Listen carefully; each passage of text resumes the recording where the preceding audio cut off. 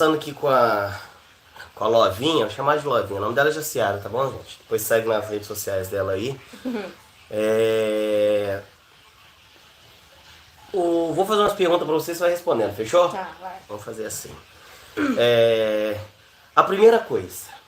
Hoje em dia você ainda é espiritualista, vou falar espiritualista, porque você gosta muito da Umbanda, gosta muito mais da Wicca, né? Gosto mais também dele. Da Wicca, que são bruxaria natural, tudo. 182 pessoas já, muito obrigado pela presença de vocês. Você visitou outra religião, a não ser essas? Acho que eu fui quase em todas. Eu já visitei Candomblé, a Umbanda, né? Nascida e criada. A Quimbanda eu passei a conhecer mais por causa dele, que eu não conhecia muito. A Quimbanda. Já fui na evangélica, católica, fui nascida e criada, casei na igreja católica também. Mas que eu mais me identifiquei, assim, que eu gosto da Umbanda, né? Cultura, orixá, pombagira, tudo. Mas assim, que combina mais comigo, que eu sou meio, pode parecer que não, mas eu sou um pouco desprendida, assim, né? Gosto mais de natureza e tudo, é o Wicca. A Wicca. Acredito muito na força da natureza, nas ervas, nos banhos, nessas coisas. Porque, gente, a parte nossa de Quimbanda, a parte de magia, bruxaria, essa daqui sempre corria. Falava que era trabalho na figueira com a minha mãe, ela, ó. Mas ela foi a alguns. Fui. Não, até que você foi bastante trabalho com a minha mãe lá. Não, fui vários. Fiquei traumatizada, viu? Era só trabalho pesado, gente. Trabalho pesado. É pra que aqui também é um trabalho pesado. Ele supera a minha mãe. Mas eu, por ser novinha na época, não entender muito bem. É porque a gente acaba indo, gente, mais a fundo. Antigamente, pra minha mãe, era muito mais difícil fazer as coisas. Porque é uma mulher, né, sozinha.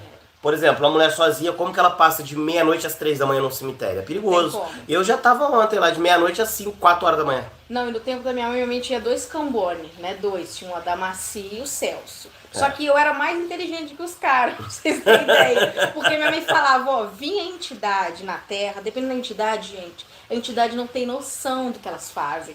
Uma vez veio um japonês na minha mãe. É um espírito de japonês. Começou a andar assim, Andar assim, lembra? Sumiu. Nossa, eu tinha esquecido disso. E eu falava assim pra Damaci, vigia minha mãe, não deixa ela fazer certas coisas. Porque vinha os índios, queria trepar nas árvores, queria pular na água. E não pode. Por quê? Minha mãe falava, ó, eles podem muito bem fazer de sacanagem, pular na água, desincorporar e eu ficar lá e eu não sei nadar. E eu ficar desesperada dentro da massa, tudo bobão. Eu ficava lá, não pode aqui, não pode, vamos Aqui, comer. os verdadeiros cambones da minha mãe era a gente. Era. Se for depender dos caras que era velho, porque a Damacy, tipo assim, tinha uns 60 anos já, não tinha? Tinha. Os cambones da minha mãe velhão, tipo assim, eles não davam conta da minha mãe. Não dava. Era baixinha, mas olha, tinha uma força. Uma força espiritual, gente, imensa. Grande parte do espiritismo que eu faço, eu aprendi tudo com a minha mãe, né? Tanto que a minha primeira pactuação que fez pra mim foi minha mãe. Você tava nesse trabalho? Não, seu não. Não, nessa época já tava aí não, né? Não. Eu já tava lá pro São Paulo. Lá. Fiquei um tempo lá em São Paulo. É porque ela casou e foi pra São Paulo estudar. E, gente, o espiritismo na nossa família sempre foi muito intenso. Muito intenso. Ali na nossa família todo mundo era, né? Todo mundo. Você lembra de quantas pessoas, Ciara? Que era do espiritismo? É. Nosso bisavô, nosso avô, nossa avó, depois nosso pai, né? Seu pai? Nossa mãe. Agora os tios nossos, acho que ninguém seguiu. Acho que eles ficou traumatizados com a minha mãe. Minha mãe começou no tempo da evolução dela também, coitada. Diz que ela quebrava tudo dentro de casa. É o tempo de, gente, a doutrina. A doutrina. Quando você é de família, sabe? Quando você é de coroa espírita, é muito mais complicado.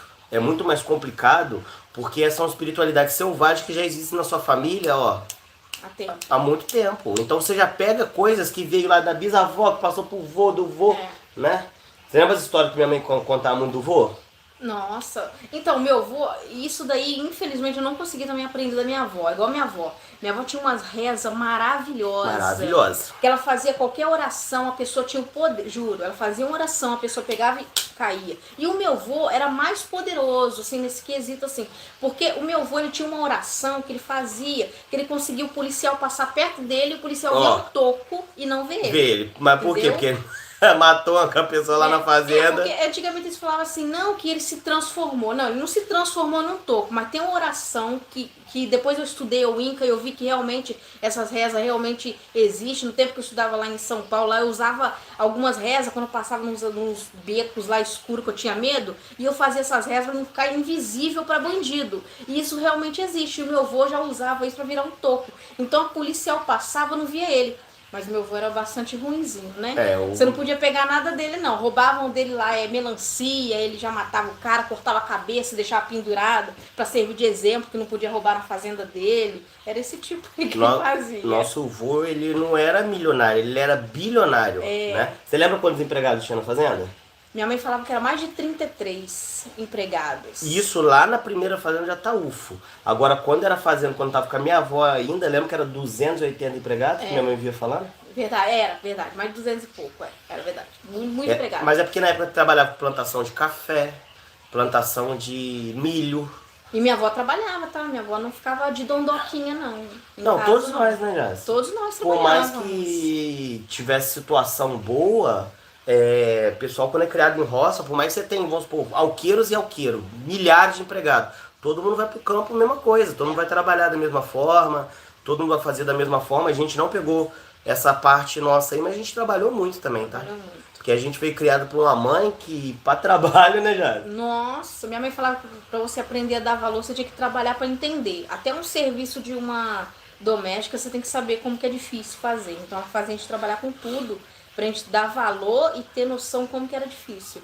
E a gente, ó, vou falar, eu já trabalhei muito na minha vida, depois que saí da casa da minha mãe. Mas eu ainda acho que pra minha mãe, caraca, olha... A gente trabalhava mais, né? Nossa, sem ganhar R$1. Não recebia não. Minha mãe falava assim, você tem que trabalhar pra você pagar a luz que você usa, o teto que você dorme, a comida que você come. Bebe.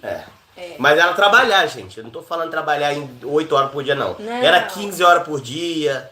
Entendeu? Esse aqui vendia cloro, desinfetante dia de domingo, num carrinho, na rua, no sol quente, desgraçado. E eu não tinha pena, não. Fico pensando, caraca, eu não tinha nem empatia, né? Num sol. E ela fazia ele empurrar o carrinho e vender. Não, e o dia de domingo eu querendo, né, namorar e tal, às vezes eu tinha que ficar na lojinha dela lá trabalhando. Dia de finado. Nossa, dia de finado trabalhava muito, vendendo flor e vela. O único dia que ela dava pra mim R$50. Eu nunca dia que eu ganhava R$50, eu gastava tudo com comida. Esse aqui não. Gente, se vocês quiserem começar a mandar perguntas aí, voltar da minha família, fazer alguma pergunta pra ela também, pode mandar aí que eu vou estar lendo pra vocês, tá bom?